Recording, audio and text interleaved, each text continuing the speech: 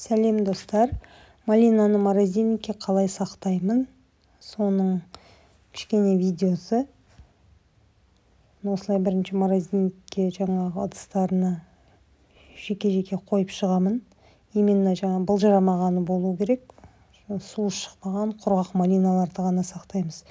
Ал суы шығып тұрғандарды оларды қоюға болмайды. По-любому мындай суы бөлініп, мұз болып қатып қалады олар.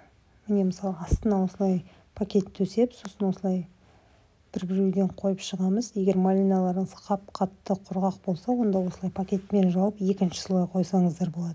А егер жұмсақтау болса, онда олай қоюдың қажеті жоқ, бір слой ғана жетеді. Осылай бәрін қойып шығып, морозильникке қатырамыз. Қатырып алғаннан кейін міне осылай алып, уже ыдыстарға салып, бетін жауып, морозильникке жеке-жеке ыдыстарға салып қойып қоюға болады.